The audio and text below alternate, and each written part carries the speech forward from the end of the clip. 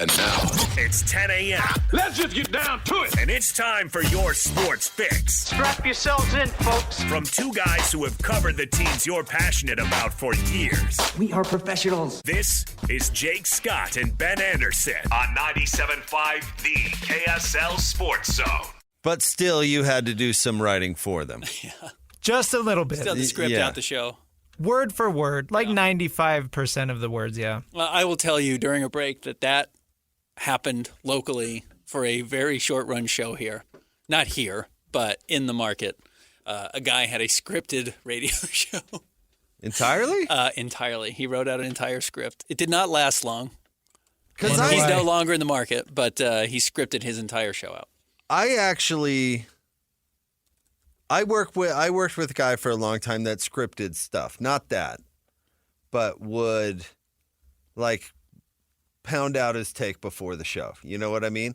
And I honestly have no problem with it. No, and there are ways to, Radio 101. It's like open with your segment, tease what's going to come, reset it in the middle of the segment, which is just kind of a little bit old school. We don't necessarily do it that way anymore.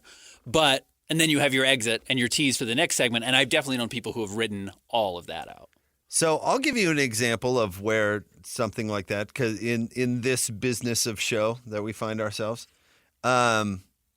that can benefit you. I go back and listen to segments of our show, probably less than I should. We talked about programmers yesterday. That's the programmer in me. I mean, you go back and listen to it. Mm-hmm. But here's the mistake I make. You're supposed to pick at least random segments to go back and review. And if you pick a segment you think was good, then you better pick a segment that you think was bad, because you can't, like, if you're just going back to honk your own horn. Yeah, best of. You're not really being productive. So I made a mistake, and I went and reviewed our first segment from yesterday because I thought it was good, and I thought it was funny, mm-hmm. and I thought it was a segment that you're not hearing on Utah radio. It's something unique to us, which of course we try to aim for on a daily basis, Ben. And I did think it was good, and I did think it was funny. But here's my critique: I don't complete my thoughts. You know what I mean? Yep. Like I'm listening to myself, and I was like, that was like 50% of my thought, but yet I talked for like 25 minutes. Yeah, you did. You know what I mean? No, I absolutely. Like, how is that possible? And I went back and I thought, like, God, I didn't complete that. I got scattered. It was like a squirrel over there on that. Like, how did I talk so much and not complete a thought? So, I mean, it wasn't devastating. I think the segment was funny, but like, if I would have scripted all that, you may have gotten there. I would have completed my thought, in a much more efficient fashion. Yes. If that makes any sense. You are right. That is possible. You also have to, and it's better that you're able to do this, still have a segment, even if you don't get to the destination you planned, because how would you ever get to the destination you planned? Especially with the way you and I do this job, which is we kind of just start and go and hope we end up somewhere. And I don't mean that in a bad way, because that's a really bad way to prepare if you're just guessing on how to do it. Well, you've been doing this for 20 years. I've been doing this for 10. And I'm not saying we're experts at it at all. I'm just saying there's some experience in the ability of saying, like, Christian, you're doing your Saturday show right now. Don't go in with a blank slate. Right. Yeah. And by the way, don't make it I often know where I want to go. No, of course. We have a plan. We know how we're going to get there. But I don't know what you're going to say. No, because the emotional roller coaster is me, baby. Correct. But I don't know what your scripted take is going to be. You're going to ride the wave. We're going to talk about Andy Sandborg's stupid show on Fox for 25 minutes. I don't know where you're trying to get, and I think that's why I like doing the show with you. Well, because I'll interrupt you and drive us somewhere else, and then you'll course correct. I'll tell you where I want to start. Okay. There was a lot of news last night. Well, that's the point. Yeah. Okay, so I had to end a joke that I thought was funny because people thought I was making fun of someone. And we've talked to Christian often about building bits and things like that. And really the bit was not about making fun of somebody particular. Actually, it was. It was about making fun of you, and your dad kind of caught a stray. And I started noticing it, and and it led to this long bit. And then people thought we were making fun of somebody who I love and respect very much. So okay. So we had I to drop. have no idea what you're talking about. The Tuesday thing. Monday, Tuesday. Based on my dad working with Ted Bundy and saying, "See you Monday, Bundy." Right. Which I don't think he said Monday, Bundy. In he all did honesty, not. but that's how it would rhyme. And that's why he's kind of catching a stray. Correct. And then Tim Lacombe, I thought, started saying, Monday. "We'll see you Monday, Bundy." Yeah. Every time we left on the weekend. Right. Or we had a Monday game. It was see you Monday, Bundy. Yeah. And then that turned into, that's just how we started Monday, saying, Tuesday. So it just expanded into that. Sure. And then people thought I was making fun of people, and I really wasn't. Yeah. And again, if I was making fun of anyone, it was you. Correct. Or my father. And that's Ben's infamous tweet, though, that Right. went world famous viral. Sure. And so that's the bit. That's the genesis, yeah. But I thought of this. It is a big newsday. It's a big And you know news what? I can't say Monday, Tuesday, Wednesday anymore, but nobody says, like, in my personal life, I started saying, it's a good day. It's a good day today. Yeah. And nobody says that. Correct. So I figure on a big news D, A work D. I a good can work say D. I'm not making fun of anybody. It's a big news D today. It is. Today. It is. A big one. So maybe it's a news D. A news maybe D. we build a bit where we have a big news D. Like, it's a big news D. Can't miss. with- Sounds like can't with miss radio. Chick and Ben. Sounds like we're going to vault to the top of the ratings. That's what I'm saying. Nobody's doing that. Good job. Like that? Yeah, I like that. Like that? Where do you... We got to start with Bronco. On this news D. On this news D, and there's Bronco country. Let's ride. there was the Jason Beck hire as well, which we'll get to. But Bronco Mendenhall back in the state after 1 year at New Mexico is an incredible story. A great story. And we have the most, I don't want to use a strange word, so I'll just say we have a hard time leaving the family in the state of Utah. So Jason Beck coming back to Utah, or coming to Utah to coach for the Utes, having kind of cut his teeth at times at BYU, and Bronco Mendenhall doing the same thing, his first head coaching job, where he did I went back and kind of looked at his resume again, an immaculate job at BYU. To be back now coaching Utah State is such a home run hire. It's such a great hire for Utah State to have Bronco come in on this 6-year deal that he's reportedly signing to step in at BYU or at Utah State is great, and it's going to be great for Utah State, and they're going to win a bunch of games, and they're going to be relevant as a result of that hire. I love it. I've been talking about how I like the idea all week. And the other name that was out there was Jay Hill, and Who would have been great also. and I also think very highly of him. So I think if that indeed was the choice, honestly, you couldn't really make a wrong one. But Jay, to your point, is in the family as well around here. And well, we could here. Well, I can start there. This community is unique. It is. It just is. The state, but I would say outlying, lots of Idaho, down to Vegas, Phoenix, where Arizona. it is, has a shared history, and then a shared, that's the biggest, even down to Southern California has a big population, LDS population. What do I have to say? Do I have to say the entire word salad? What's what you're saying. what's I know the what you're talking appropriate thing? I'm not trying to be disrespectful. But anyway, that is a thing. It is, of course. And it's, believe it or not, a thing in sports radio.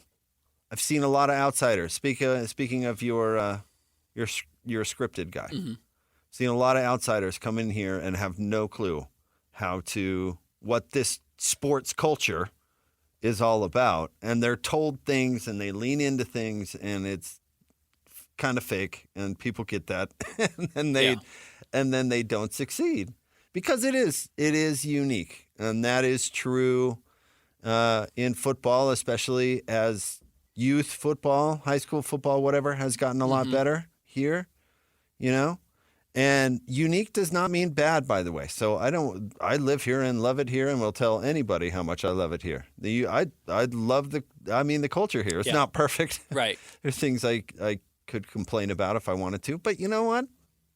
It's fine. Yep. It's great. No, absolutely.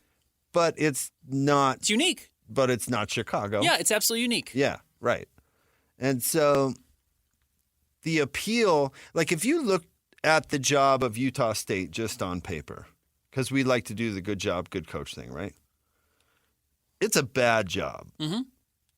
It's in a small town where it's really cold for a really long time.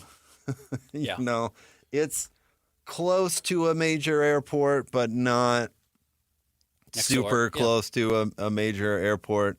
You know, they have dough, but not a ton.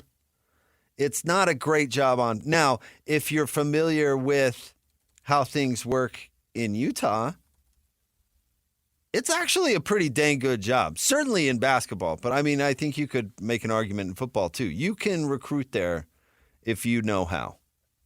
You know what I mean? Mm-hmm. That was Gary's big selling point when he took over Utah State in the first place. I know how to win here. Yep. I know how to sell Logan. I know who to sell it to. I know how to do it. And I can do it easily. I can do it there and have success. Yep. And he did. And so I think you can do that at Utah State. I would guess Bronco knows exactly how to do that at Utah State, and it will not be the same way as Gary. Probably some similar stuff, but it'll be different too. It'll be different than Gary. Of course. But he's familiar with it. He knows how to do it. And I mean, I think it's a home run, honestly, for Utah State. I think so too. It's a home run for local media. It's a home run for local radio because Bronco is I want to say firecracker, but he's a hot button issue. Get ready for a different Bronco. Oh, He's not going to be the same. You are totally right. He's not going to be the same Bronco at BYU. Not because he's changed a ton or his core stuff. It's just he was way different at UVA. And he was way different at New Mexico. And guess what? That's a strength. Yeah, it's fine. That goes back to your point of I was watching the Lions post-game celebration in the locker room, Dan Campbell, celebrating their win last night. And he's dropping F-bombs everywhere. That works just fine in an NFL locker room. That works just fine in Detroit or wherever. You can't do that necessarily in certain situations. Well, not at BYU, no. Yeah, right. And look, I know there's a joke to be made about what we heard in Arizona State's locker room at halftime. There are places for it, and nobody cares. But honestly, there are some coaches who probably go and recruit and try and use the fire-up language to get you going, to recruit, to land you, talk like that in front of mom and dad, to get you to gear up. You're not going to get kids to go play at Utah State, or you're not going to land high school recruits out of the state of Utah talking that way. You have to know, to your point, how to recruit locally, what language you can use. And I don't want to use the term code switching necessarily because that sounds offensive and it's not. But you have to know how to talk to a lot of different people to land people in Utah, land people in Southern California, Arizona, Nevada, Idaho, because there are all different groups. Well, coaching is all about identifying with young people. So I mean, that's 75% of the job. Bronco did it incredibly well at BYU, and then he did it incredibly well at Virginia, and then he did it very well at New Mexico. So he's going to go back to Utah State, and you're right. He's going to have a different identity than he had at BYU, and I have zero doubt it's going to be successful. And he's going to build a house in the mountains and, be Bronco. Be a grandpa. Yeah, right. I don't know where his kids are, or if they have kids. I'm assuming they do by now. But yeah, I think it's a home run. He did such a good job at UVA. Man, for a bunch of smart people, UVA is so dumb. They had no idea what they had when they had it, which is a guy that can win there. How long has the Orange Bowl been affiliated with the ACC? You know this stuff way better than I do because you're a Virginia Tech guy. Oh, man, going back at least... a while. At least the 70s, okay. Right? He took them to their first in like his fourth year there. Yeah. Like he got them to the Orange Bowl in no time. A New Year's Six bowl game at Virginia in absolutely no time. No, now you're hitting on what's going to make Bronco succeed at Utah State. And why reason number one, and why I like Bronco for Utah State, he is a straight arrow. Mm-hmm.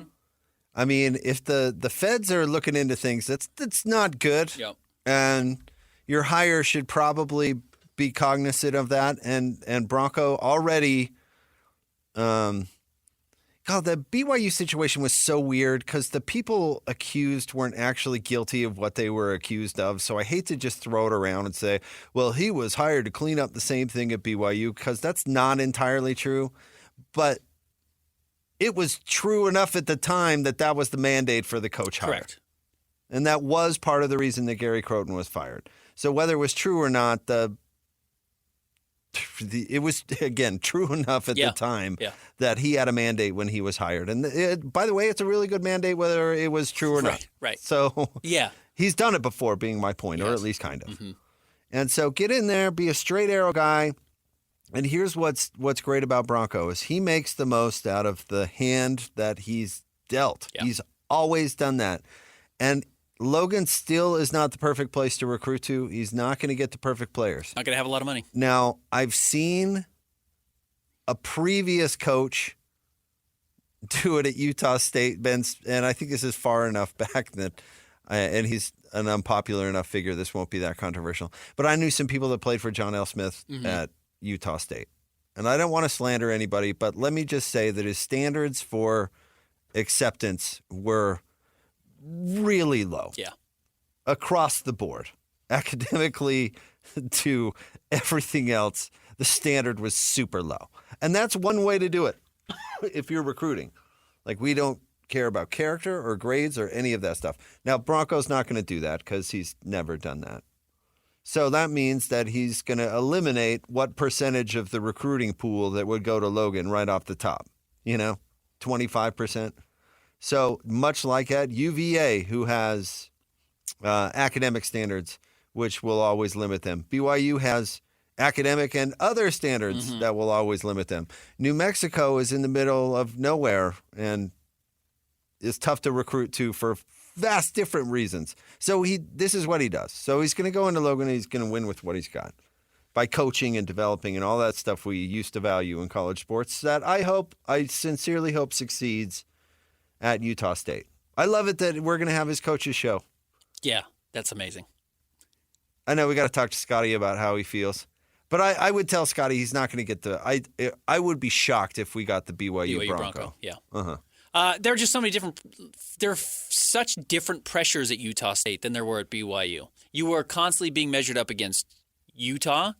You were fighting an impossible battle in independence. There were again, he was tasked with cleaning up a program and then winning at a high level and bringing back all the alumni, which was never his strength. But those are some battles he's not going to have to deal with all that much at Utah State at all.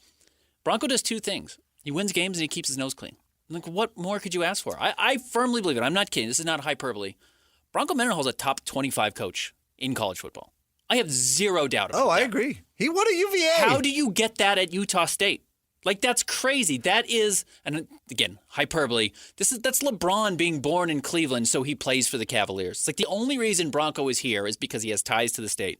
But Utah State has absolutely no business getting a top 25 coach, and he's there now. Can I give you a theory? Actually, I have a couple of theories for you. First is that Bronco's actually really choosy about his jobs and probably could have gotten other jobs. Which is really funny if you say he took Virginia and New Mexico. People would say, why is he choosy about that? It's the same reason he's the only guy in the world who wants to coach a service academy. Yeah. His formula works there. Like what he does, who he wants to be as a coach works at those places. I don't think it would work at Ole Miss, where Lane Kiffin will take anyone, right. And by the way, those programs absolutely have their place. You know who was a big second chance person? Second, third chance, taking chances on high risk guys? Ron McBride. And man, we could line up a line from here to Delta Center with former players who he impacted their life positively. So I don't want to make it sound like I'm necessarily frowning on that perspective either. But that's not how Bronco wins, or that's not how he's won. Maybe a little bit at New Mexico. I don't know. It'd be interesting to talk to him about it. But he's gonna have a tough team. that's what he's going to do. I'm excited about it. They're going to win 10 games within 3 years. I promise you, they're going to win 10 games within 3 years. That's what Bronco does. I've in that league. Oh, and don't underestimate this either, by the way. The Pac-12, whatever the new Pac-12 looks like, is the only conference that is actually in the West. Like, they're all over California. Yeah, USC is traveling to New Jersey. Yeah. And you could go to all the Pac-12 games right now, unless have they gone way outside the footprint yet? No. I don't think they have. Colorado State is as far as away as Did they ever gone? pick up Texas State? That didn't happen. I don't think so. I have totally forgotten. So right who's now, been the mixed in. footprint, you can really sell that. You can go to every game. People still want to play for their family and in places that they're familiar with. Yeah. And by the way, I've said this, talk to Scotty about this. Logan is a great college town, not only because, it's a small town and you get that whole thing and it's fairly isolated, all that, but it isn't that far away from Salt Lake either. I talked about how it's a downside as far as, access to family to watch games. It could be an upside too, because you're in a college town, but you're not in the middle of Iowa. An hour? Yeah, right. 45? It's not that far. Yeah, it's not crazy. Or Lincoln. You ever driven through Lincoln? It's in the middle of nowhere. I bet. I believe that. I'm surprised you haven't. That's actually what, I-80? I may Goes have. through there? I may have, and I haven't remembered. I drove to Florida, so I've gone that direction. What's the one that goes east? I-80. Yeah, that goes through Lincoln. Okay. I-15 goes more north, right? Well, Am I yeah, directionally the thinking? odds go north-south. The evens go east-west. I-15 goes to Vegas and then down to California. Right. I-15 goes through the vastness that is Brigham City. Is that correct? Yes. All right. The vast. You know what's so funny that Brigham City is like this is such a random tangent, I'm sorry. But Christian's from Brigham City, and it's so funny that it's basically part of the urban sprawl now. You know what I mean? Like from Brigham City all the way to Spanish Fork, maybe even further, is all basically developed. Because I still have it frozen in my mind as a kid when Brigham City was like... Fields? Yeah, in the middle of nowhere. And it was that little town that was right before Sardine Canyon or whatever. Now it just doesn't stop until you pass, Spanish Fork. It's a little spot on the way to Bear Lake. Ben's family stopped there to get gas. Always. No? The Smith & Edwards is out there somewhere? God, I love the Smith & Edwards. Snuffy and Guffy, one of the great ad campaigns in history. I'm sorry, Ben, am I boring you? I think I had it wrong. I think 80 and all the odd even numbers go east-west. And the 5s, the 15s. I'm so confused. Go north-south. It really is a grid. We have a grid in the country. If you couldn't see Ben, because this is radio, Yeah, he right. was just I'm laying out a grid. Yeah. With my hands. Stay tuned. Top When three you get these stories of cameras the day at KSLSports.com coming up next. Jake and Ben, 97.5, the KSL Sports Zone. Hey, bro. You hear us every day with our crazy opinions. Hey, what you doing? Well, now it's time to hear from you. Hey, great show. Download the KSL Sports app and fire off your thoughts with the call-in tab on the bottom of your screen. Your show is fantastic. It's the one that captivates me the most. You can tell PK to stop singing. Cheap bangs. Let Jake and Ben know what you really think of the Jazz. Tell Hans and Scotty about your favorite barbecue spot or what color of tie JJ should be wearing on TV. The best entries will be played on the air. Download the KSL Sports app now and hit the call-in button to let your voice be heard. I think you guys do an incredible job. This is 97.5, the KSL Sports Zone. It's time to break down the biggest stories of the day. This is the top 3 stories of the day on KSLSports.com. 97.5, the KSL Sports Zone. Jake and Ben, 97.5, the KSL Sports Zone. Want to remind you to nominate the youth sports volunteer you know for the Hercules Hero of the Week. Submit your nomination at KSLSports.com/contest and listen every Thursday afternoon to JJ and Alex for the winner. Help us celebrate the efforts of those volunteers making an impact with the Hercules Hero of the Week, sponsored by Hercules First Federal Credit Union and Beehive Meals.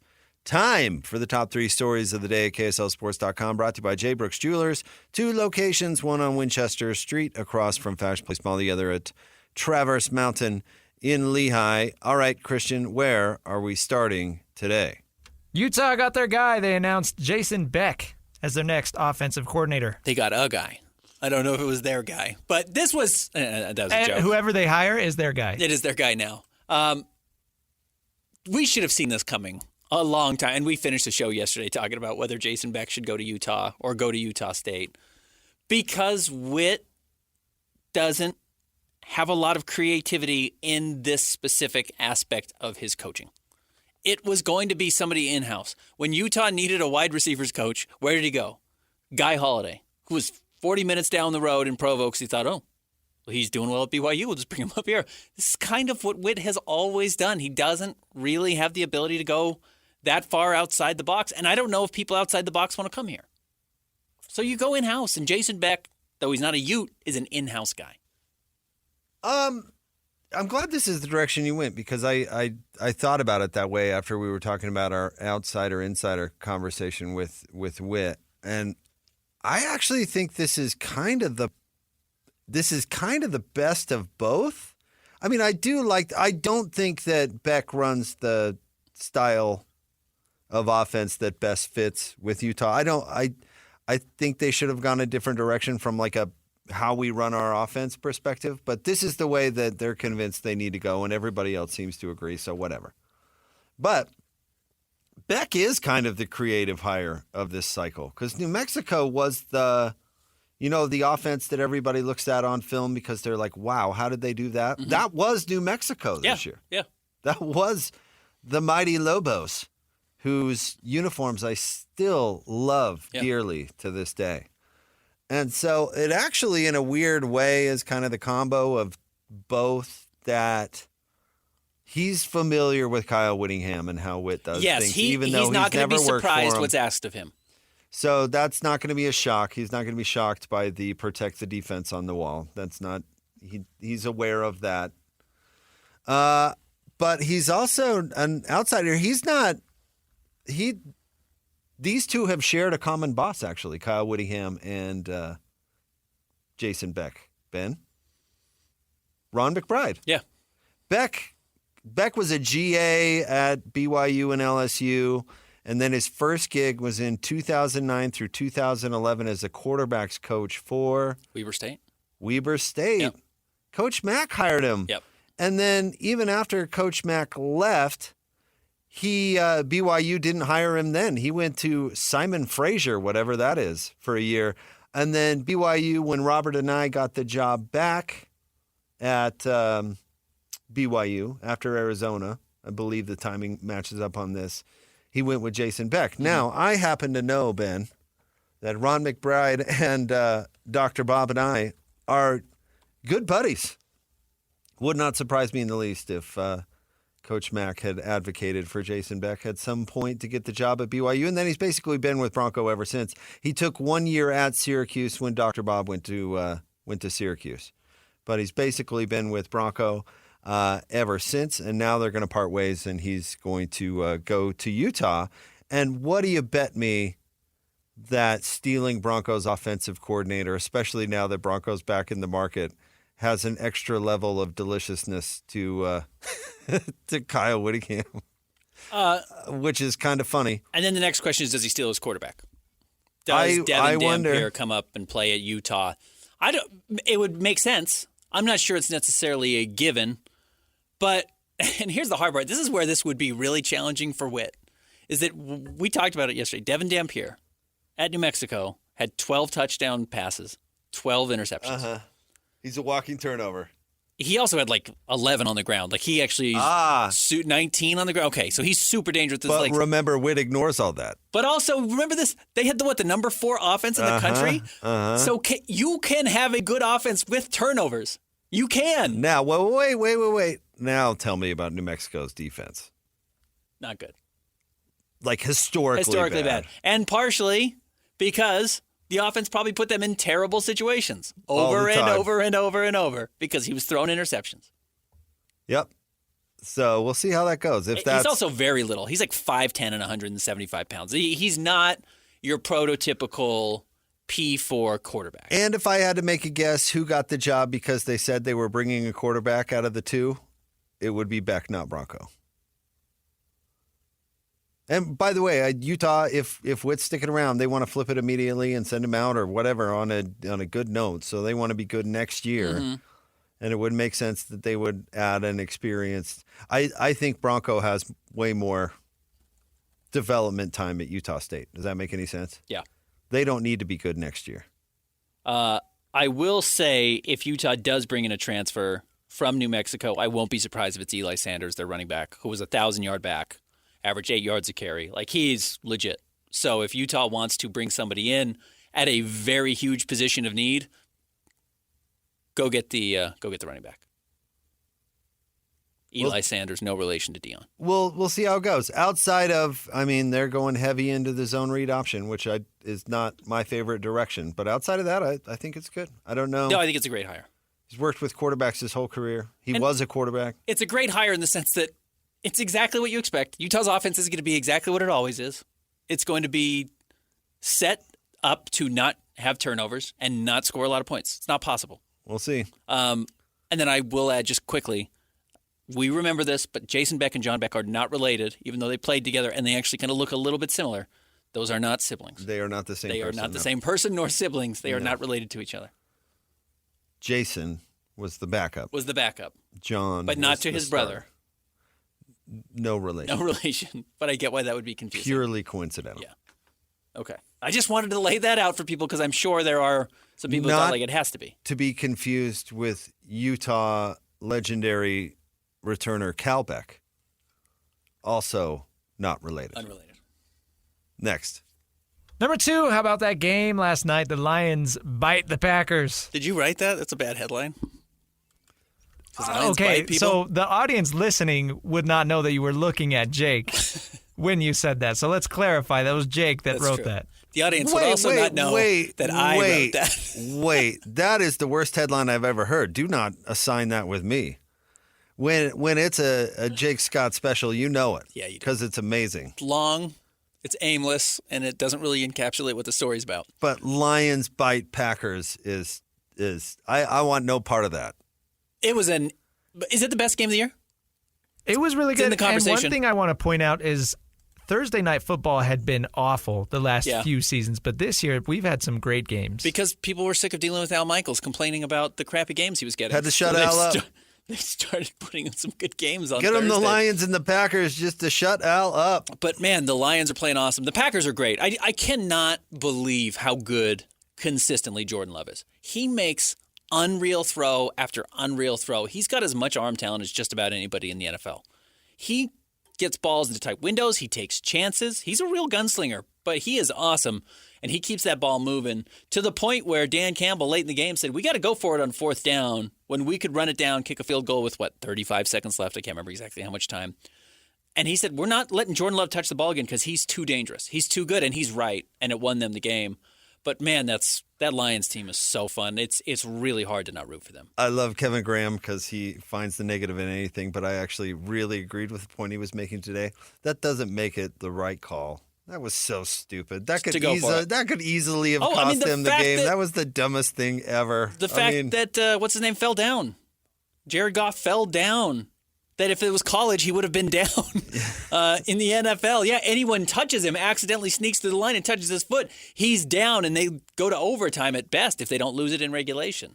You're right. It was gutsy. It was a gutsy call. Just because the gamble goes your way doesn't mean it was a smart decision. But that also is, again, this goes back to your thing of you can't ask somebody to not be who they are. You've talked about this a lot with Brett Favre. If you ask Brett Favre not to throw interceptions, he's not going to throw touchdowns. Dan Campbell is the guy who goes for everything on 4th down. He takes crazy risks. He does crazy special team stuff. That's why his team is good, because they do this type of stuff. Not because they converted last night, but because he has the guts to make these types of calls and his players believe in him. Yeah, right. You had me on bringing up my point, You convinced me. He's great. He's one of the 4 or 5 best head coaches in the NFL. No question about it. And I love he's so outside the box. If you've got I'm trying to think, you've got a mad genius on your hands, but there's 10% buffoon in there. You have to deal with the 10% buffoon. But you know what? Because there is like 10% buffoon in Campbell. You know what I mean? Course. Like his personality, Yes. his decision-making, like there is. His career as a player. Yeah, right. His former long hair. But you know what? You know what's great about that? You're right. You're 90% genius, 10% buffoon. The problem is, and I don't want to say LaFleur is this guy, it's just who was on the other side. How many guys, who's the Chargers' last head coach? Maybe he's still there. Brandon is just a bum. Brandon Staley. He's 10% genius, 90% bozo, but we blow up that 10% genius. Like, this is the guy. This is a genius. Yeah. This man holds a clipboard that has all the answers. Oh, the best example I could think of locally is Gary Croton, who people were just, when he had Luke Staley and Brandon Doman, the people were like, this guy is an offensive genius. A guru. And then by the end, he was the biggest bozo on the planet. The truth probably was he was like 60% bozo, 40% genius. Right? That is probably somewhere in between. I like our bozo genius scale, though. Maybe we should keep that going. Keep that one around. All right, next. Number 3, the Jazz in Portland tonight. Well, What was Quinn? Another one. What was Quinn Snyder's bozo genius level? You know what? Because I think that would be a controversial one. he's far more genius than bozo. Okay. But I have had to go back and realize, why they had to have Hassan Whiteside back up Rudy Gobert? Because he didn't know what to do with another type of center. I have thought, would the Jazz have been way better if they had Kelly Olynyk as a backup and, how good it would have been to be a change of pace? It's no, because Quinn's whole thing was his inability to make changes in-game. That was his biggest flaw, right? It's why they lost in the playoffs. It ended up being a huge, huge problem. They did not, as Dwayne Wade said, have a second gear. Once things went bad, once you solved them, and there was no way for the Jazz to fix it. They didn't know how to do it. So that's a lack of genius, right? If you're a genius, you know how to fix the things on the spot, which is where Will Hardy is awesome. Will Hardy gets dealt a bunch of random cards and finds a way to get them to stack up. He's really good at that. That was not what Quinn was good at. In fact, one time I asked Will, when the Jazz were playing the Hawks last year, what does Quinn do best? What's he good at? And he said, Quinn is really good at recognizing analytics in-game and installing it. And I thought, yeah, it's really good. He's good at that. And then I thought, that might not be a good thing. Because, again, it's just if all you're doing is trusting the analytics of what you're seeing and saying 80% of the chance this is good or 80% of the time this is good, well, the 20% of the time you're ignoring, and I get that you're just playing the odds over and over, but it's not how sports work. We know it's not how sports work. Going back to Dan Campbell going for it on fourth down, even though that could be an analytics call itself, that was his flaw. That was Quinn's flaw, but we did look at him as this 99% genius, and maybe it wasn't that high. No. I think there was some bozo in there. Absolutely. I absolutely do. I think you hit a lot of that on the head. It's funny. And yes, I find all this stuff more interesting than the Jazz and the Blazers tonight. Jazz Blazers tonight. Tip off at 8. This is a big one. If you're in the Pre-game. tanking. At 7, yeah. If you're in the You've got to tanking go world, out and got to lose. You do not want to beat the Portland Gotta Trailblazers. figure out how to take an L. By the way, Kyle Filipowski assigned to the G League yesterday, which makes me think he's just getting healthy. And they're going to let him play over the weekend or practice at least, and then probably make his comeback soon. I think there was a lot of bozo that people didn't know about with Quinn. And again, I just mean that in we're all flawed, and he had some interesting ones. But he didn't really wear those on the surface. But if I could think of a comparison of where Quinn's bozo was, which is totally, I think, backing up what you're saying.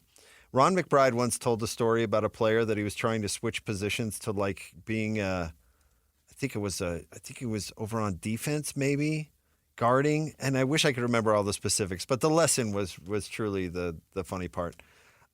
He was like, okay, now when it's snapped and the guy does this, then you do this. Yeah. And he goes, okay, coach, I got it. Ready, break. And he's going to guard the guy. And the guy doesn't do what Coach Mack said he was going to do. He does something else entirely and then makes the play or whatever. And the player, the defensive player, goes over to the guy who he's guarding and says, nah, dude, you did it all wrong. You were supposed to do this. You're supposed to go this way. If you would have done this, I would have guarded it perfectly. But you didn't do that. You did something else. And so Quinn Snyder would have... Yes. He would have it put into place before the game even started. He was way too reliant on math. if we do this percent and this percent and this percent and this percent, that spells W's, ready, break. Yeah. To back up your center point. The analytics told you that the second Rudy left the floor, the Jazz collapsed as an entire team. Yeah. They just collapsed. Everything collapsed. Right. Offense, defense, you could see the graph. Collapse. So I'm going to get as close as I can to Rudy for bottom dollar because I don't have any money to spend. And then hopefully we make it so it's half the collapse.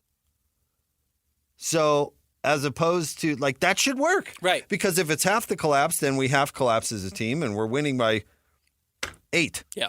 Or whatever. And he was like, okay, ready, break. And then when the receiver did a different route, he was like, well, nah, dude, you're supposed to do this.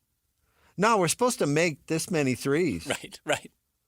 No, you're not supposed to be able to take Rudy out of play like that by standing somebody in the corner. No, that's not what you're supposed to do. They have to shoot layups. That's the shot they want. They have to shoot layups. He had the perfect game pitched before the game. Right. You know what I mean? Like, this is how we're going to get a perfect game. I've looked at all the numbers. I've done all the scouting. I've done all the things. I haven't slept in weeks. And then the receiver runs a different route, and he's like, oh, no. And then Terrence Mann starts shooting threes in the corner, and it's like, no, dude, you're not supposed to do that. You're a layup guy. Do layups so Rudy can block the shot. I've looked at your shot chart. You're not supposed to be killing us from there, so stop it. I looked at James Harden's numbers, and he scores most of his points doing the step back. So I know we're going to guard him from behind. Get rid of the step back. Get rid of James Harden. James Harden just does whatever he wants for a whole game, and he's like, well, we're not changing it. We're sticking with it. It's going to work. I've looked at the math.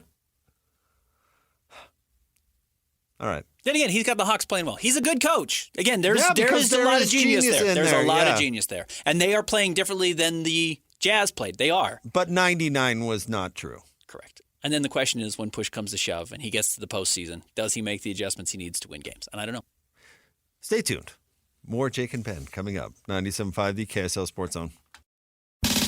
This is DJ and PK. Joined now by Tim Lacombe, Utah Jazz radio studio analyst. I know the time has come. Yes. I just want to tell you guys, you're freaking legends, man. Both of you. I've been listening to you since I was 14, and you don't find A, better entertainment, or B, better people. I love you too, boys. I was at the Rose Bowl. A guy comes up to me and says, and my wife is with me, he says, I've been listening to you for 17 years. And then he looks at my wife and he says, how do you handle it? I'm thinking, what are you talking about, man? She's got a dream marriage partner in me. It's bliss every day being around me. DJ can speak to it himself. Bliss! Yeah. Ignorance is bliss.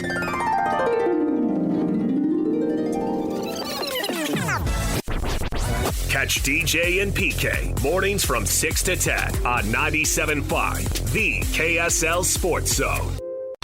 Who's got it better than us? Your home for the best sports coverage in Utah. You're listening to Jake Scott and Ben Anderson on 97.5, the KSL Sports Zone. Our very deep listeners out there, Ben. Jake and Ben, 97.5, the KSL Sports Zone. We've got Bartle coming up next. This segment is brought to you by Peach Doors and Windows. Amazing home transformations begin with Peach. Where 5-star reviews are the norm, call them today for your free in-home estimate, 801-566-1255. We were talking about the Lions and Campbell and going forward on fourth and such. Adam says the difference between reckless and aggressive is the outcome. I feel like that's very, very profound, very well thought out, Adam. But I would add that when being unnecessarily reckless, that is foolish. Huh?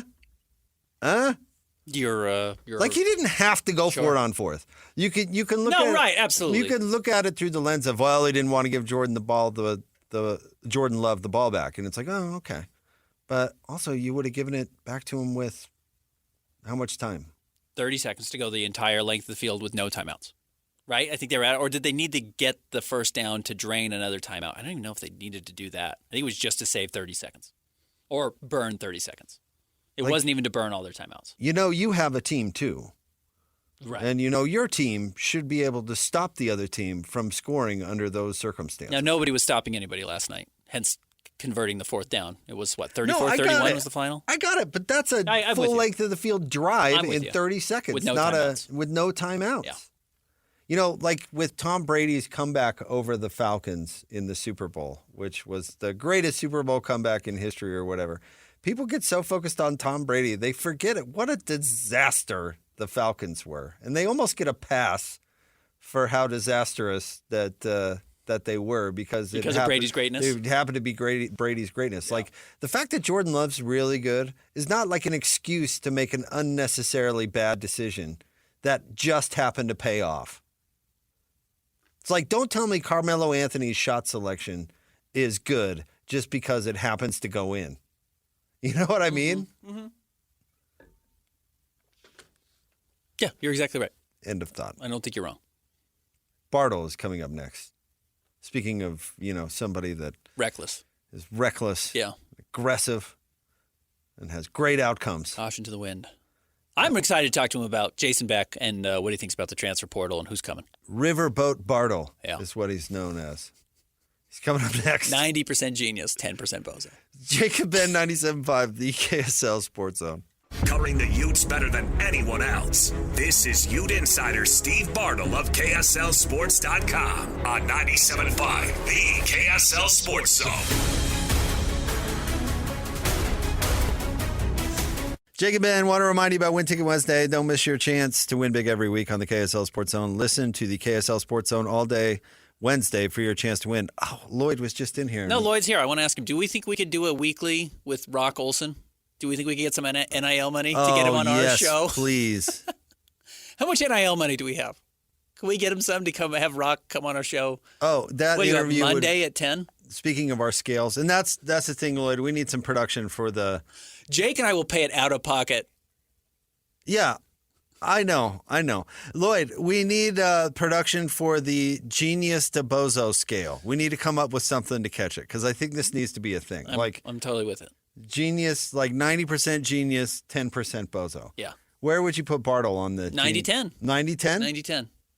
He covers the Utes. You got to have a little bozo to work in sports. For KSLSports.com. We're all born with 10. He jumps on with us on Fridays. He's our buddy Steve Bartle. Hi, Steve. What's up, fellas? I am definitely 1090 bozo. Okay. So, yeah, that's where I But that 10% genius is pretty sweet. It's pretty awesome. It comes through pretty clutch. It gets the job done. Hey, can you walk us through this last week with the offensive coordinator position at Utah, how it factored into what was going on with National Letter of Intent Day, and how they ended up with Jason Beck? Yeah, it's been a bit of a roller coaster.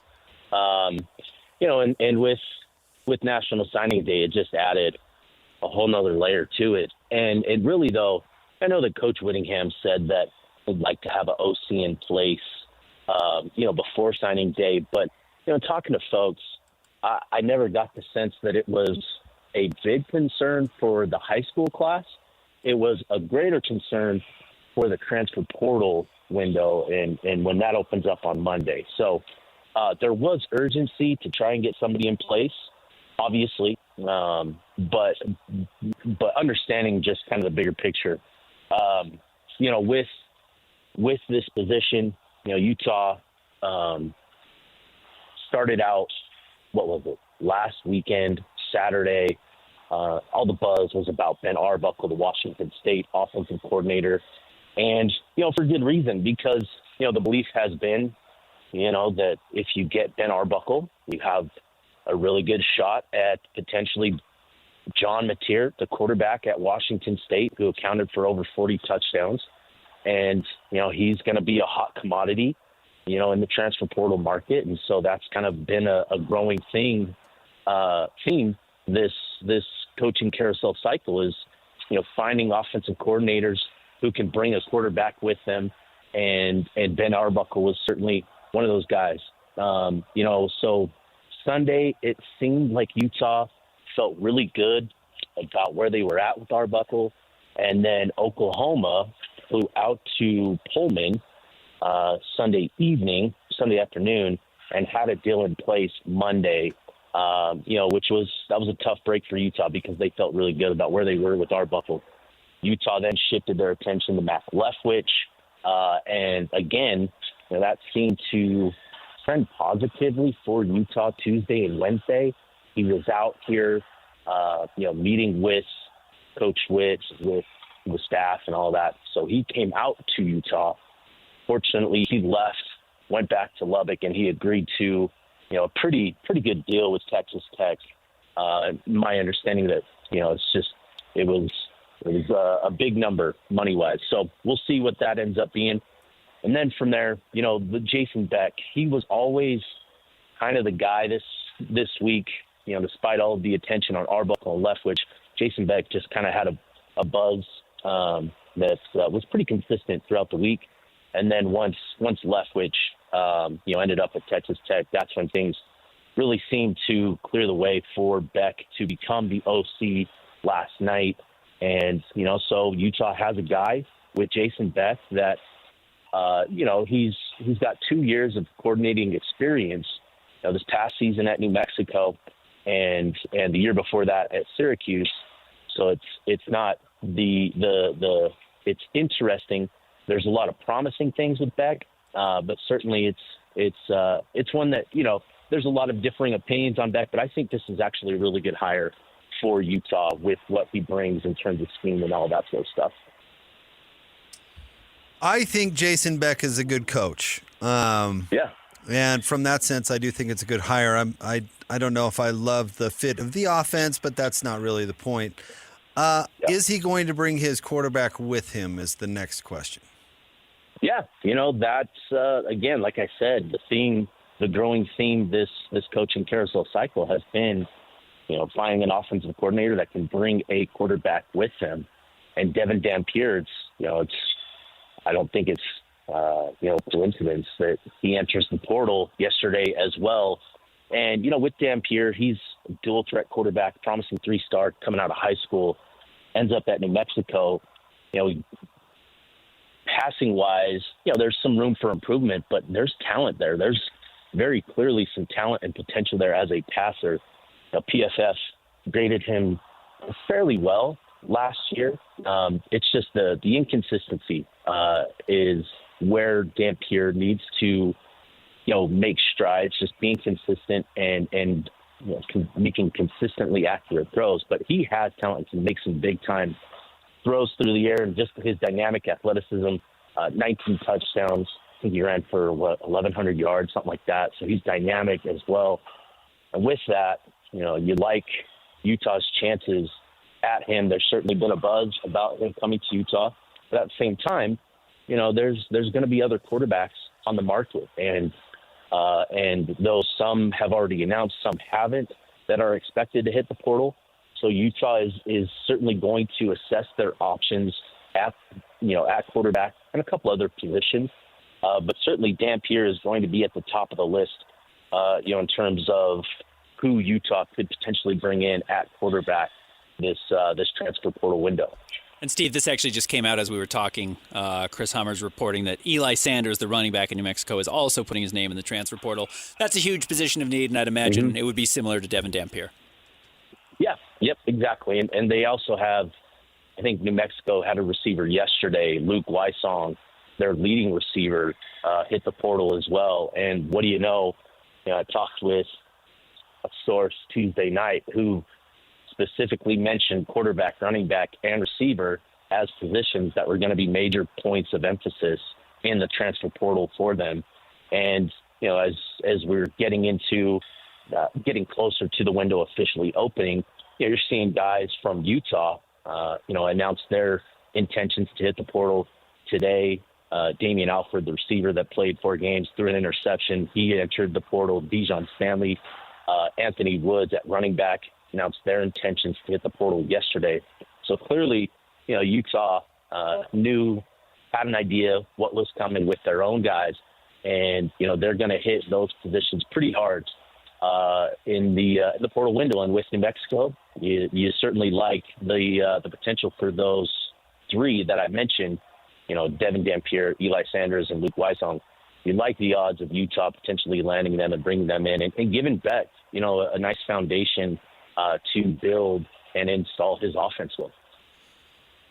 All right, Steve, I hope this question makes sense. It certainly makes sense in my own Oh, brain. boy, here we go. But, okay, if traditionally before, if we took transfers off the board, and traditionally if you divided it out, every 4 years, you would turn over 25% of your roster every year, right? Just kind of on average, if we're looking at that. Now the transfer and NIL and all this stuff is a thing, and people are leaving programs more frequently. What percentage of turnover for the roster do you think will be the norm, the average in college football going forward? Yeah, I think about 40%. Will be the average, and that's you're seeing teams sort of account for high school recruiting and transfer portal recruiting in terms of how they budget their spots in each class. This year for Utah, that was a high school class that matched the outgoing senior class. They had about 24, 25 guys leaving the program as seniors. And so Utah, using the high school ranks, ended up with a high school class of about 23 guys. They're going to welcome back some missionaries as well. But you anticipate for, who's going to be leaving. And Utah has about 10, 15 spots that they're prepared for and anticipating they'll have available for them in their transfer portal recruiting.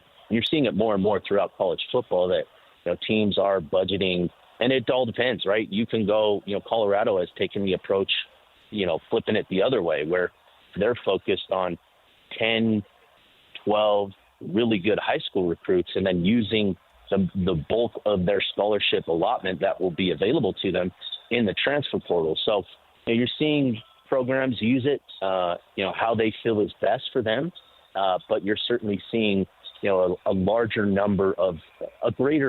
number of turnover, greater percentage of turnover each year, and it's not going to slow down. We're going to be 40, 50% for a while. Do you think Jason Beck getting hired sheds any light on the direction for Kyle Whittingham and whether he comes back next year? Ooh, what a good question. I don't think it necessarily does. I think, as much as we want to call this, a wit guy, a wit hire, Utah didn't get the passing coordinators like Arbuckle and Leftwich that are, more synonymous with air raid type of offenses, where it seemed like that would be more of an indication of Kyle Whittingham moving on. I don't think Beck speaks to Whittingham's potential decision of whether he's coming back or not. I think, all signs sort of point to Whit coming back, but there's still just that, little bit of a chance, right? There's a sliver chance type of percentage that Whit could retire and call it a career.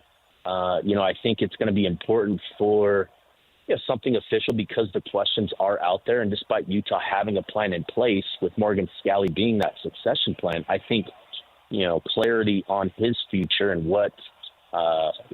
where he's going to be, whether he's going to be back next year or, retiring.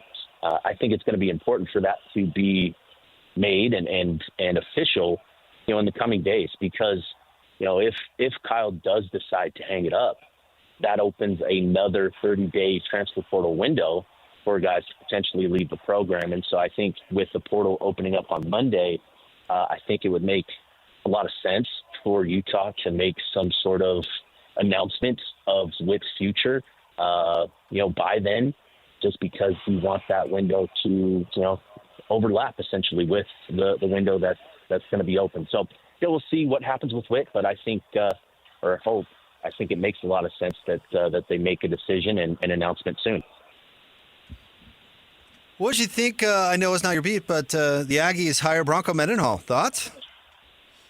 Pretty crazy. There was a lot of smoke that Jay Hill is going to be the guy, and Jay has done a lot to improve his stock. I know that Utah State, he was the top guy for them, just based on what I've heard. I'm not the Utah State beat guy. But for Bronco, I think that's a great hire, actually, Bronco's been a good coach. He's been a good culture program builder, I think, and I think that's what Utah State needs. A guy to come in and really bolster and foster a good culture, in that program. So I think it's a good hire for them. We'll see what he does with the rest of his staff, but I think just given his ties and connections to the region, I think it's a really, really good hire for Utah State. What happens tomorrow between Arizona State and Iowa State? Oh yeah, the Big 12 championship game. That's not even on my radar. That's tomorrow, huh? Yeah, I think that's going to be a good contest. I've been really impressed with Arizona State. They were picked last.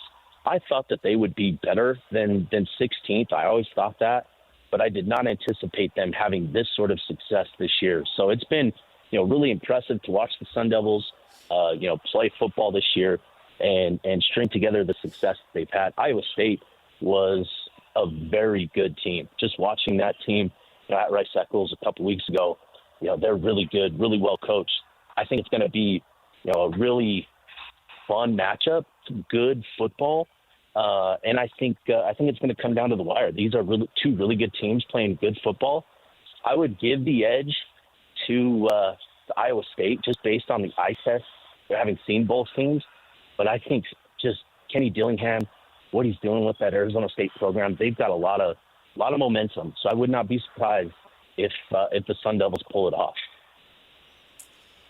All right, Steve, I've got a story tip potentially for you. This could be explosive. Let's go. I don't know, but about an hour ago, Mark Harlan, athletic director at the University of Utah, retweeted Ben Anderson, and the fact that Ben, vehemently, did I get that word right? Vehemently. You just pronounced the H really hard, which I liked. That was rough.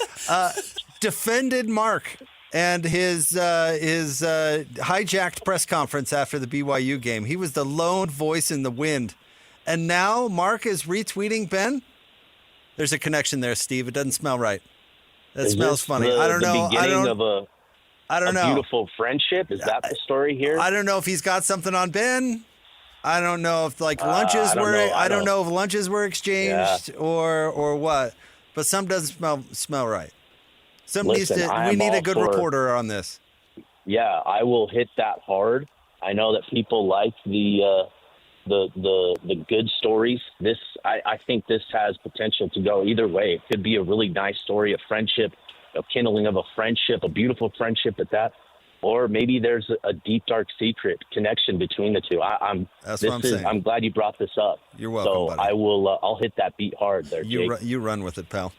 I will. Steve, we love you. Enjoy the football this weekend. Thank you for all you do. We'll be following along. Great coverage this week, Steve. Thanks, Steve. Hey, appreciate it, fellas. Thank you. All right, buddy. Steve Bartle, dropping Bartle bombs all over the place all week long. KSLSports.com. He really did a great job. He was on top of where planes were going and who was landing where and how quickly things were shifting and changing. He did a good job this year. Basically dropped a Bartle bomb right there on the show by saying all these New Mexico guys are basically already transferred to Utah. Steve says a lot. That's what I would say. I would definitely listen to our interviews with Steve because he doesn't confirm a lot of things that weirdly come true within a couple of days generally. So what does Harlan have on you? Why do you think it's what Harlan has on me? Why is Harlan all of a sudden retweeting you? All right. He's retweeting Ben Anderson? All right. The guy who was like, he has the right to complain about the officials. I'm trying to replace Kyle Whittingham at Utah. Is that what's going on? Are you getting in with the athletic director? I threw my hat in. You're such a freaking bozo. I threw my hat in. I'm trying to butter him up to get that job. Or a job. What is going on? Has Mark Harlan ever retweeted you in the past, Ben? I'm positive no. Before your defense of him after the BYU game, had he retweeted anything? I really doubt it. But you know what happened? So here's what it is. It was just Tim Patrick got the game ball yesterday from Dan Campbell. Lions had this great video. I stole the video. I didn't credit anybody. I pretended it was mine. And I put it on Twitter. Like you were in the locker room with the Lions? Like I was the one shooting it. You were standing right there? So, and it was just a cool moment about Tim Patrick. The truth is, our friend, Mr. Bartlebomb himself, Steve Bartle, retweeted it this morning, which put it in front of the eyes of a bunch of Utah football people, including, I'm sure, Mark Harlan, and that's where Mark saw it. So actually, I would credit Steve. Okay. That's what a guilty guy would Not say. Ben. I don't think Mark Harlan even follows me on the old Twitter. No, that's not what we're talking. That's not the connection we're talking about. So you think... Was it financial? He doesn't even follow me on Twitter. He doesn't even follow me. So he's covering his tracks, is what you're saying. Yeah, right. He's not. He's paying in cash. Bingo. That's what I'm saying. Yeah. There's no footprint. All right. Stay tuned. Maybe. If it works. I'm open for biz. Cole Bagley. I'm just saying Ben defends Mark. He's the guy. He's the mouthpiece of the defense. And now he's getting heart retweets from Ben. For Ben. Whatever. Is it even called a tweet anymore? Post. Well done. Way to un-uniquify yourself. That's a word. I don't think it is. Yeah, way to blend in more. Good job, moron. Not Mark Harlan. The guy who's be running careful. Twitter. You gotta clown who's running that Twitter relationship could be good for the show, I guess, if we played it in the right way. Come on, call in. Stay tuned. I'll tweet out Christian's number right now. Cole Bagley is coming up next. I'll post it. We'll talk some Utah Hockey Club, 97.5, the KSL Sports Zone. Now let's get this party started. This is Hans Olsen and Scotty G. This story is crazy about becoming an ultimate Aggie, which apparently is getting up on that bull naked. What bull is it? Is it the one that's by the Estes Center? Isn't that bull like bucking? I'm just wondering how 5 nude men could fit on that.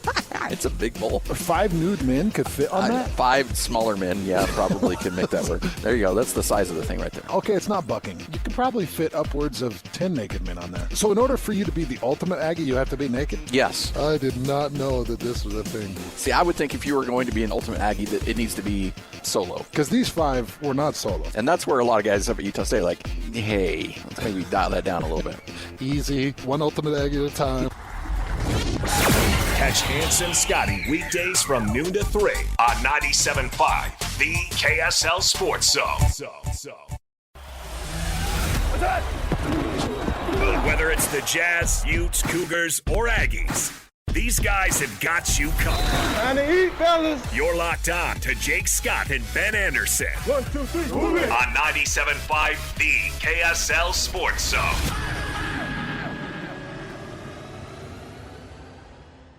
With complete coverage of the Utah Hockey Club, this is Cole Bagley of KSLSports.com on 97.5, the KSL Sports Zone.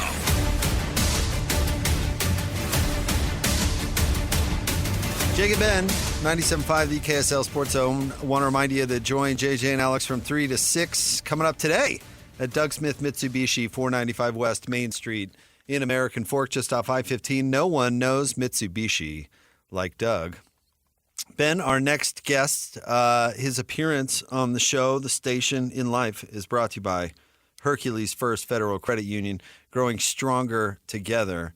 And by in life, I mean he just walks around and saying, hey, he leads every conversation with, just to let you know, this convo brought to you by Hercules First Federal Credit Union. He's very dedicated to everything that comes with the job. He covers the Utah Hockey Club for KSL Sports.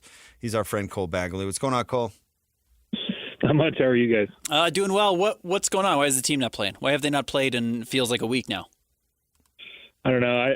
I've just been fading away, in life. I just don't know what to do with myself over the last couple of days. Just a lot of sitting around. So tomorrow couldn't come at a better time. You know what's crazy, Cole, and I'm sure you've recognized this. I guess I hadn't until recently. They haven't won back-to-back games since their first, second, and third game of the year. I mean, they just cannot quite stay consistent, despite the fact that they blow out Carolina, they beat Pittsburgh, they blow out Vegas here in Salt Lake. There's just no consistency game to game. What do you think that is?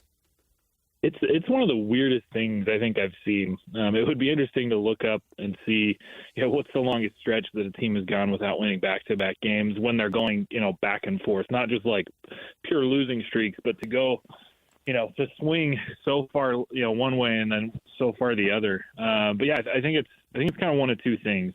First off, this is a really young hockey team. I think they're the 5th youngest squad in the NHL. And they've got some really talented young stars and guys like Logan Cooley and Dylan Gunther, but those guys are only 21 years old. This is, Logan Cooley's second full season. This is Dylan Gunther's first full season. And so you've got youth trying to figure it out, right? Trying to find consistency, trying to balance themselves. And so, that's a pretty big factor. The other is, they've had quite a few veterans struggle a little bit this season. Lawson Krause only has 5 points in 25 games. Nick Schmaltz just barely scored his first, second, and third goals after 24 games this season. And there's a handful of other guys that have struggled. And so you're kind of seeing Utah still trying to discover their identity. And there's a significant swing between youth and, veterans struggling. And finding consistency is the toughest thing to do in the National Hockey League. It's not like the NBA where, your star players are playing 75, 80, 85% of the game. The guy that's leading this team in minutes is Mikhail Sergachev, and that's at 25 minutes a night. Occasionally he goes a little bit more, but that's only half the hockey game. They play 60 minutes, and so consistency is tough, and so right now Utah's still trying to figure it out. So you mentioned the veterans, which I think is interesting, because veterans are veteran for a reason, right? Because they consistently produce usually. What's the saying, Ben? You are what the back of your basketball card or says you are. Yeah, says you are. That sort of thing. Like Schmaltz, I think is the best example, right? He's going to come back to the mean because he's been doing this and proven, right? I mean, is that something that you think will improve sharply the performance of the veterans? Yeah, I think the floodgates have kind of opened a little bit for Schmaltz. He went so long without scoring, but he was still. I mean, he's leading this team in assists. I think he's up there with about 17. So he was still producing, but for him not to score was just strange. So it seems like he's figured out. I think where they really could use some more help from is a guy like Lawson Krause, the associate captain of this team. I think he was third or fourth in points a season ago, and so it's one of those slumps. And I think as soon as they can, get some of these guys to figure things out, and there's other players on this team that aren't necessarily veterans that are going through slumps. Matthias Michelli, Barrett Hayton, those guys, have not been putting as many points on the board, I think, as anticipated. And so, like I said, it's one of those things.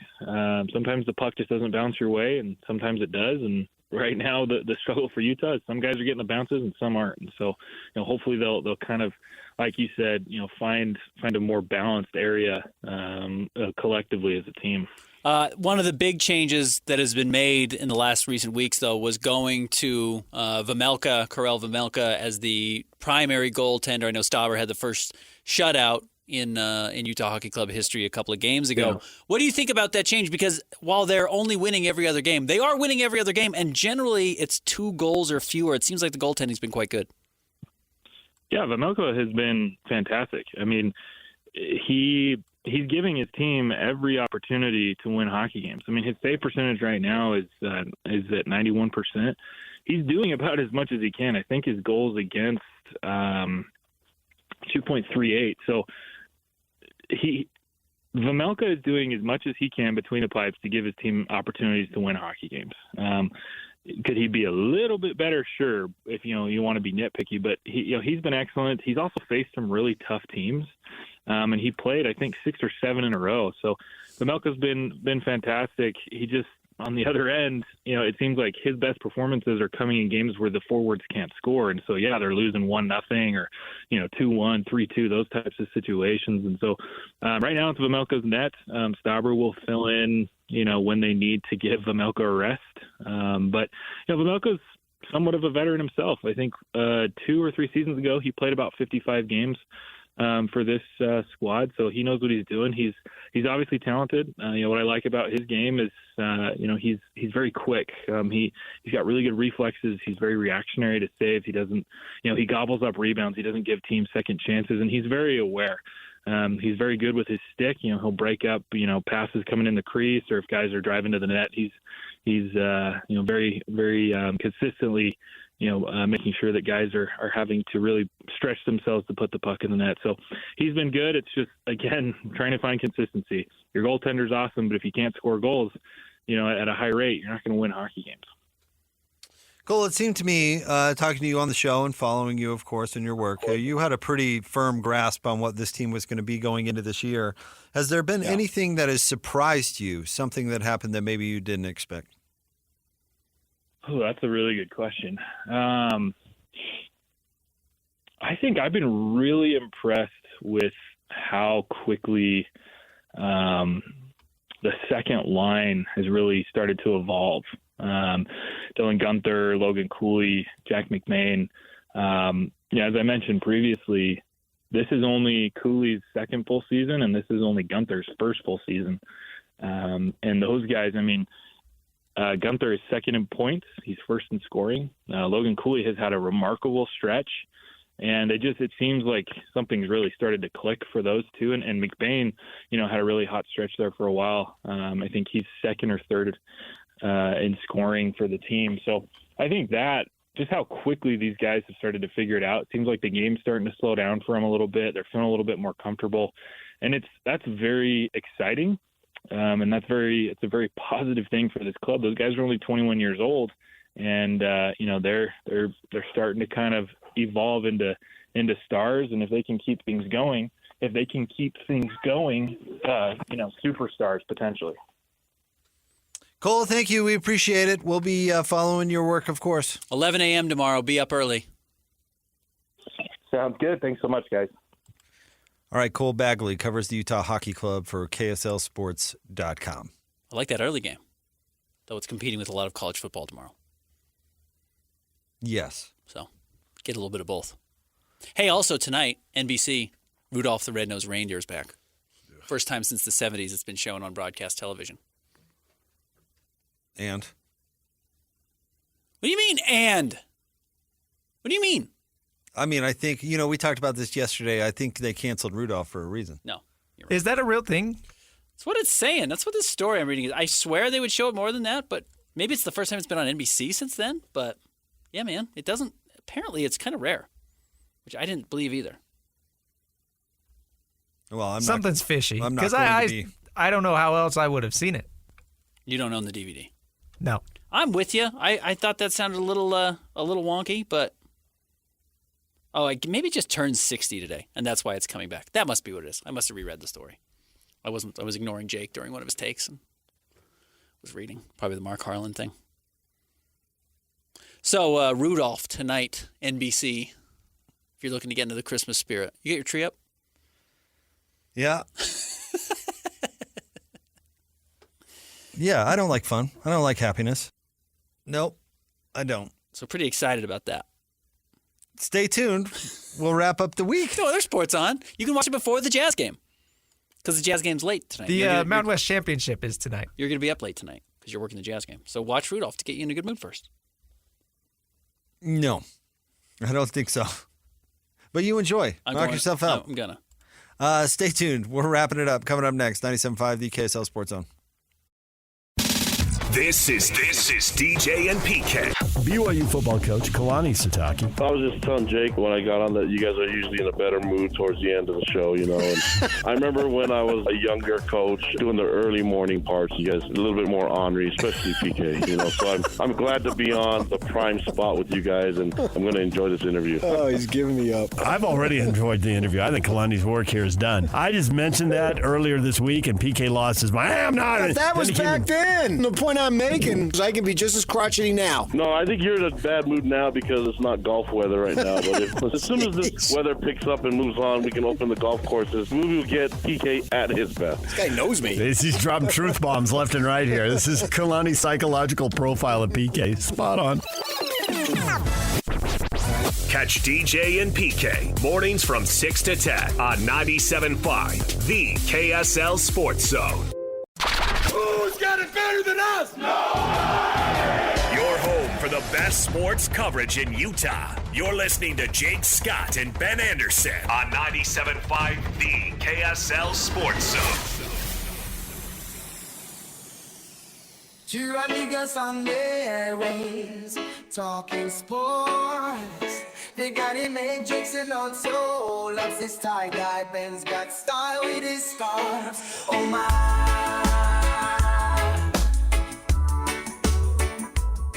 Wrapping up another grueling work week. Jake and Ben, 97.5, the KSL Sports Zone. Actually, I have to work tonight. That's not fair. So do you. This segment brought to you by Peach Doors and Windows. Amazing home transformations begin with Peach, where 5-star reviews are the norm. Call them today for your free and home estimate, 801-566-1255. Also, Miki Couture. Take the stress out of Christmas shopping. Get the best blanket and gifts ever at Miki Couture. Save 50% by using promo code ZONE50 at checkout at MikiCouture.com or visit one of the 6 Miki locations. Picking up where we left off, first time Rudolph will be on NBC since the 70s. Oh, why would I care about any of that? Because you work for NBC. I actually don't. Who do you work for? I mean, if you want to say that Bonneville Media is an NBC affiliate in Salt Lake, and you would be right. I'm also working for Bonneville Media, then yeah. We're teammates. But no, I don't think the Comcast guy is going to call and boss me around. Okay, that's fine. I just say be careful. I don't think Dick Ebersol is going to be on line 5. Wasn't he NBC? All right. No? Couldn't tell you. What are we doing? The worst game of the weekend? Yeah, what happened last week? So what happened week, to Jake? Jake went in the hallway and came back furious. Yeah, what happened in the hallway? I did? I brought up Rudolph and his demeanor. Yeah, no, that's what he was mad about. Sapped his whole demeanor. Well, yeah, I don't. Don't like fun, yeah. The holidays are not my favorite time of year. I like that you hate the holidays. I don't hate the crazy. holidays. I like certain things about the holidays. My grandmother gets to town this weekend. I'm pretty excited about that. Okay. Like that. But the hustle and bustle with the holidays kills me. We've got you should see our calendar for the weekend. It's bananas. You're doing too much. Do less. Yeah, do less. I wish I could. Are you not an adult? Do less. Do you not want to leave the house? Don't leave your house. I wish I could. I saw your wife this morning. You guys must have forgot to pack a school lunch or something. Oh, was she down at school? Something was there. And yeah, just do less. I'll tell her next time I see her. Relax. Less. Well, Jake, maybe your mood will be turned around when you learn that you won our worst game of the weekend segment throughout the year. Throughout the year. Ben, you did win the final week. Oh, good. Last week you picked Air Force to beat San Diego State. And Air Force won 31-20. But nice. Jake finishes +4. Okay. I dominated. That's a big win over 14 weeks or whatever it is. Okay, we'll So bring that's that back nice. next year. We don't have a worst game of the weekend necessarily because it's championship weekend, but it is obviously Tulane at Army. That's by far the What, worst you game think of the Army's weekend. going to smoke them? No, I think Tulane's going to win, actually. Why? Army's only lost one game, Yeah, right? they're 10-1. And it's only to Notre Dame? Do we want to do this again? Worst game of the weekend? So I get to pick? Yeah, go ahead. Give me Tulane. Oh, I think Army wins that, dude. Was it Blue Wave? Was that what Tulane got? What's their thing? Give me Tulane. Tulane, the Golden Hurricane? Yeah, I'll bet you 5 games on this. No. Are they Green Wave? Green? Whatever they are. They're the Wave. Green Wave. Who's their the Golden logo? The top of the wave is blue. The bottom of the wave is green. Toledo is the Golden something. The Golden Hurricane. Toledo, that sounds right. Yeah, the Golden Nugget. The Golden Nugget, no, that's not it. Give me Tulane over Army in the championship weekend. UNLV Boise tonight, Tulane Army tonight. So if you're not watching Rudolph on NBC, you can watch this elsewhere. Iowa State at Arizona State tomorrow. That's the early game, 10 a.m. Georgia Tejas, 2 p.m. tomorrow, ABC. Penn State, Oregon, the night game. Oregon's going to win by 1,000, right? I don't think Penn State is great, but Oregon hasn't really blown anybody out. Only a 3.5-point favorite for Oregon there. No, they haven't. Oregon is undefeated, but they haven't been creaming teams. No, they haven't. And then Clemson at SMU, the nightcap, 6 p.m. I'm rooting for the Swinnies. Okay. Dabo Swinnies. Uh-huh. Yeah. No, I don't know, really. I kind of like that Dabo is stuck in time. I think he will fail, but I like that he's sticking up for his principles. Sure. I think Clemson probably does beat SMU, but that'd be a great win for SMU and good for BYU. Okay. Well, BYU is just going to play Colorado in the Alamo Bowl, right? Sounds like That's it's looking pretty like much- it. Unless they pick whoever loses the Big 12 championship game, right? I don't know why they do that. I mean, but maybe if Iowa State loses the Big 12 championship game, they go to the Big 12 side, and that keeps Colorado on the Pac-12 side. I think that's how that would work. But that's how it would work with BYU too. Well, if Iowa State wins, then they probably go to the Alamo Bowl, right? And then they play BYU again in a rematch? Well, Arizona State and Colorado couldn't match up in the Alamo Bowl, if that's what you're getting at. Because they're both Pac-12 teams. Right. Okay. Do we have a call in? Yeah, let's do Let's get to a call in. Maybe let's Ryan, cheer Jake up. Ryan sent a little something. From Ben Anderson to Dan Campbell, where does Will Hardy fall on the Bozo Genius scale? Will would tell you it's like 10% genius, 90% bozo. He is self-deprecating. He's extraordinarily self-deprecating. Good call. Good question. I cover him, so I have to say 100% genius. I think Will is really, really sharp. I think Will is like uniquely sharp. I do too, and I don't think we know him quite well enough to know all the bozo. Sure. Hey, I don't think we've seen his bozo hasn't been tested. Not really. At all. And in fact, like his game plan going into last season wasn't great, so maybe there's a little bozo there, but then he fixed it. Yeah, he fixed it. That's the thing. Like he is so he's so willing to not believe in his own genius that he will throw it all out the window if he's like, "Oh, this is wrong. I was wrong." He has an ego, don't get me wrong, but it's not the ego that's how dare you question my decision making. He's not that way. Yeah. He doesn't like when you interrupt press conferences. No. He's perturbed about that. He doesn't like that. Like that? I don't think that's a hard one because again, I think it really has to do with he hasn't been tested that much as far as like his bozo coming out. Now the truth is, you can tell a bozo 100% bozo, you can tell him quick. Yeah, or even like a 75% Yeah, he bozo. would have blown it already. He would have showed you. And because he hasn't yet, I'm going to put him way higher on the genius over bozo scale. But as we know, nobody escapes. At least, like I said, we're all born 10% bozo. So there's probably, I'll give Will right now an 80-20. Okay, I'll tell him. How's that? I'll tell him. Well, that's fine. He gave you an A-. I mean, he understands how to be able to critique fairly. Let's see. What is Will not good at? But here, hold on, really quick to counter what the point that you make. You know that clearly, like I think Scott Brooks was like 90% bozo, and he was an NBA head coach for over a decade. Yeah. So maybe it's not that clear. That's fair, but like we knew Ty Corbin was rotten. Well, rotten. Really quick. Let's stick with bozo. Okay, he was a bozo really quickly. We knew he was a bozo bad. Or like, did we? Really early Or is on. that hindsight? Because I had a lot of people telling me he wasn't a bozo. I think by year 2, there was a pretty clear recognition that he had a really hard time getting along with anybody. Players didn't particularly like him, and he was not evolving with the modern NBA and just saying things that were flat out wrong with where the league was going. And there's one thing to say, hey, I see what the league is doing, and I think there's some things we're losing sight of. There's sometimes you're just wrong, and he was just wrong in a lot of stuff. And his absolutely unwillingness to understand analytics, embrace it at any point, and the value of it, whether or not you're going full Quinn Snyder analytics-driven basketball, or if you're trying to play 1970s basketball in 2013, 14, whenever he was doing that. Yeah, there's a big difference there. He did that really poorly. But Will is really sharp. And it's kind of funny. I love it that we're running with this genius to bozo scale. This is and like, yeah.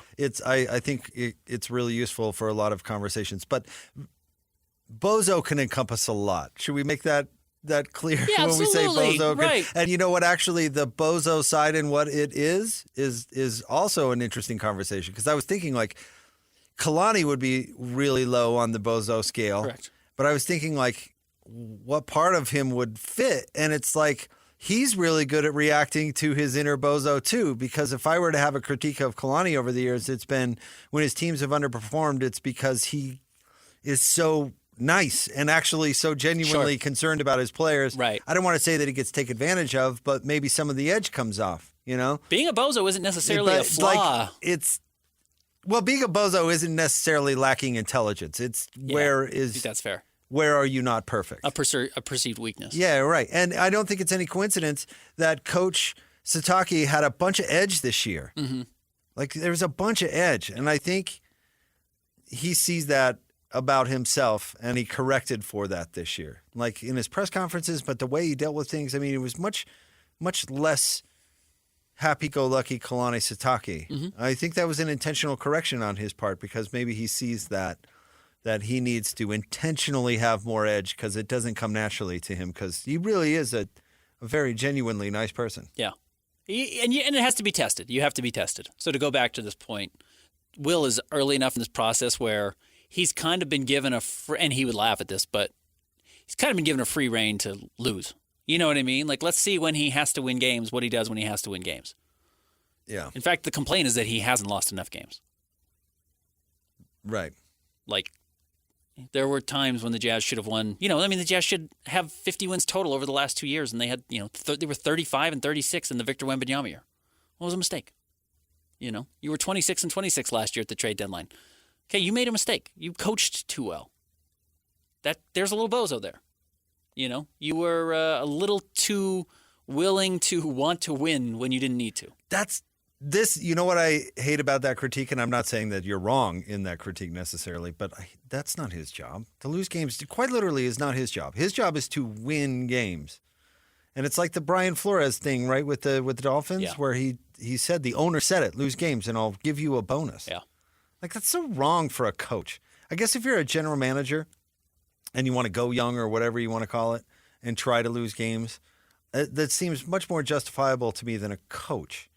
It's like, Ben, Bonneville Media doesn't ask you to write bad articles. Sure, I do that naturally. I don't know why Bonneville would want you to write bad articles, but you know what I mean? Your job is to go out and do your best. Right. No, you're right. I'm like, not. You want Will Hardy not to make great adjustments in the middle of the season? It's like, well, what? He has to fight his instinct to do a good job?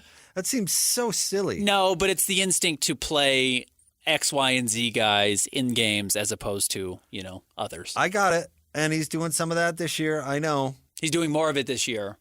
But that's not fair to ask of him. Even though he's doing it, I don't think that's fair to ask of him. I'm not going to argue with you on that. All right. Hanson, Scotty G are coming up next. You told us to go long. Don't give me that look, this Lloyd. Week's show, 90% I don't want to see bozo, that. 10% genius. Seriously, don't look at your watch. We got the instruction. Jeez. Hanson, Scotty are next on a Football Thanks, Friday. Christian. Everyone watch Rudolph. The KSL Sports Zone.